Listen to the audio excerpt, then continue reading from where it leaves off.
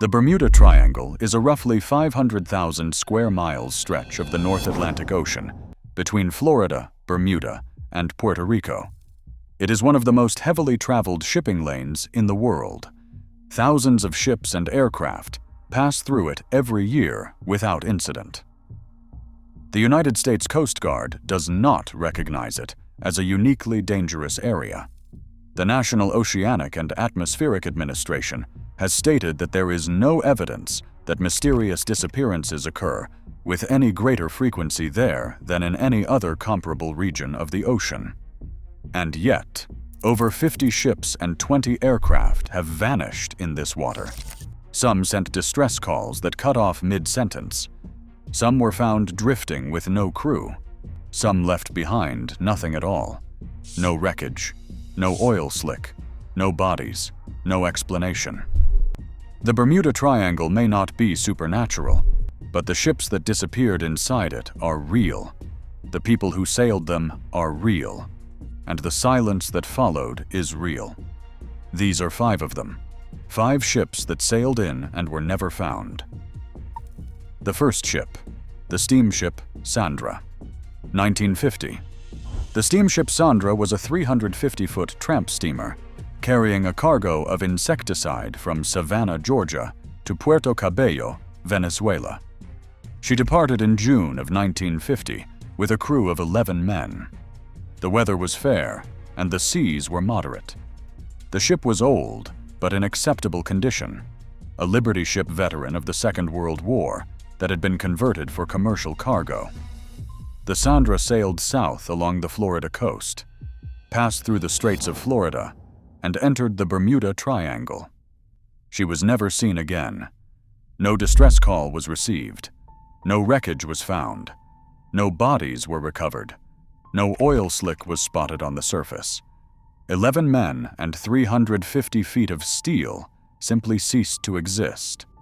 The Sandra had been in contact with shore stations throughout her voyage down the Florida coast. Her radio was working. Her crew was experienced. The weather, while not perfect, was not unusual for June in the Straits of Florida. There was no storm in the area that could account for the total destruction of a 350-foot vessel. The Sandra did not send a distress call, which means that whatever happened to her happened so fast that the radio operator did not have time to reach the transmitter, or the ship lost power so suddenly that the radio went dead before anyone could use it. The disappearance of the Sandra was one of the earliest incidents cited in the original articles that created the Bermuda Triangle legend. In 1952, George X. Sand published an article in Fate magazine titled "Sea Mystery at Our Back Door," in which he cataloged a series of unexplained disappearances in the waters off Florida and Bermuda. The Sandra was on his list.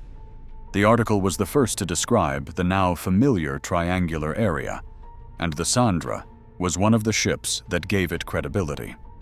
Without the Sandra, the Bermuda Triangle might never have become a legend. The most likely explanation is that the Sandra encountered a sudden storm or structural failure. Liberty ships were built quickly during the war and were not designed for long service lives. Many of them developed hull cracks and metal fatigue after years of use. A structural failure in heavy seas could have sunk the Sandra so quickly that no distress signal could be sent. But likelihood is not proof. The Sandra has never been found. Her crew has never been found. And the ocean where she disappeared has never offered a single piece of evidence to confirm what happened. The second ship, the Marine Sulphur Queen, 1963. The SS Marine Sulphur Queen was a 524-foot converted T2 tanker carrying 15,000 tons of molten sulfur from Beaumont, Texas to Norfolk, Virginia. She departed on February 2, 1963, with a crew of 39 men. She was last heard from on February 4th when she radioed a routine position report from a point in the Straits of Florida, roughly 230 miles west of Key West. After that, silence. The Marine Sulphur Queen was a disaster waiting to happen, and everyone involved knew it. She had been built in 1944 as an oil tanker and was converted in 1960 to carry molten sulfur in a single massive tank that ran 306 feet down the center of the ship. The conversion was poorly executed. The sulfur tank leaked constantly. Puddles of molten sulfur would cake around electrical equipment, causing short circuits and fires. The crew called her a floating garbage can. One crew member told his wife before departure that the ship was not safe. Another reportedly wrote a letter describing the constant fires and the fear that pervaded the crew. The ship's structural integrity was also compromised. T2 tankers were notorious for breaking apart in heavy seas. During the war and in the years that followed, at least 10 T2 tankers had cracked in half and sunk, victims of a structural weakness in the hull design that the Navy had known about for years but never adequately addressed. The welds that held the hull plates together were brittle, especially in cold water. Under stress, a crack could propagate across the entire width of the hull in seconds, splitting the ship in two, like a log being split with an axe. Crew members on other T2 tankers had described hearing the hull groan and pop at night, the sound of metal under stress, and praying that their ship would not be the next one to break. The Marine Sulphur Queen was one of 533 T2 tankers built during the war. She was among the oldest still in service, and she was carrying 15,000 tons of molten sulfur at 600 degrees Fahrenheit in a tank that leaked. When the Marine Sulphur Queen failed to arrive in Norfolk, a massive search was launched. The Coast Guard covered 348,000 square miles of ocean. They found debris scattered across a wide area: life jackets, life rings, a name board from the ship, a shirt with a crew member's name stenciled on it, a piece of ore, and a foghorn. But they found no hull, no large wreckage, no bodies, no raft, no lifeboat. The ship had disintegrated so completely that only fragments survived. The Coast Guard investigation concluded that the Marine Sulphur Queen had likely suffered a catastrophic structural failure, or an explosion of sulfur fumes. The ship may have broken in half, the way other T2 tankers had, or the leaking sulfur may have ignited and blown the vessel apart. Either scenario could have killed the crew and sunk the ship so fast that no distress call could be sent. But the investigation also noted that the exact cause of the loss could not be determined because insufficient evidence was available. 39 men were dead, and no one could say with certainty how they died. The third ship, the Witchcraft, 1967. The Witchcraft was a 23-foot cabin cruiser owned by Dan Burak, a Miami hotel owner and experienced sailor. On the evening of December 22, 1967, Burak invited his friend, Father Patrick Horgan, a Catholic priest, to join him for a short trip into the waters off Miami to view the Christmas lights from the ocean. The plan was simple: motor about a mile offshore, cut the engine, enjoy the lights, and come home. It was a calm, clear evening. The sea was flat. At 9 o'clock that evening, Burak radioed the Coast Guard. He was calm. He reported that the Witchcraft had hit something in the water and was requesting a tow. He gave his position as approximately 1 mile off the entrance to Miami Harbor, near buoy number 7. He did not sound distressed. He did not describe any damage. He simply needed a tow. The Coast Guard dispatched a cutter. It arrived at buoy number 7, 19 minutes later. There was nothing there. No boat, no men, no debris, no oil, no flares in the water, no life jackets. The water was calm and shallow, barely 100 feet deep, close enough to shore that the lights of Miami were visible in every direction. The Coast Guard expanded the search immediately. Over the following 6 days, they covered over 24,000 square miles of ocean, deploying aircraft, cutters, and patrol boats in an expanding grid that covered every square mile of water between Miami and the Bahamas. They found nothing. The Witchcraft and her 2 occupants had vanished from a position less than a mile from shore, in calm water, in clear weather, 19 minutes before help arrived. The Witchcraft was equipped with a special flotation device built into her hull that her manufacturer guaranteed would keep the boat afloat, even if the hull was completely flooded. She was, like the Joyita in the South Pacific, theoretically unsinkable. She also carried life jackets, flares, a life ring, and a radio that was clearly working because Dan Barak had just used it to call the Coast Guard, in a voice witnesses described as calm and unhurried. Everything about the Witchcraft said that even if the boat was damaged, it should have stayed afloat long enough for the Coast Guard to reach it. A mile offshore, 19 minutes, calm water. But it did not. The Witchcraft disappeared in the time it takes to watch a sitcom, from a position where you could see the shore in every direction. The boat has never been found. The bodies of Dan Burak and Father Horgan have never been recovered. The Coast Guard investigation produced no explanation. The 4th ship, the USS Proteus, 1941. The Proteus was a 19,000-ton collier, a bulk cargo ship designed to carry coal and ore for the United States Navy. She was 542 feet long, built in 1912, and she was the sister ship of the USS Cyclops, the Navy vessel that had vanished in the Bermuda Triangle in 1918, with 306 men aboard. The Cyclops was, at the time, the largest non-combat loss of life in the history of the United States Navy. In November of 1941, the Proteus was loaded with bauxite ore in the Caribbean island of St. Thomas and departed for an American port. She carried a crew of 58 men. She sailed into the same waters where her sister ship had disappeared 23 years earlier. She was never seen again. No distress call, no wreckage, no bodies. The Proteus vanished as completely as the Cyclops had, in the same stretch of ocean, carrying the same type of cargo, in a ship of the same design. 6 weeks later, the USS Nereus, another sister ship of identical design, departed St. Thomas with a load of bauxite and a crew of 61 men. She sailed the same route. She disappeared in the same waters.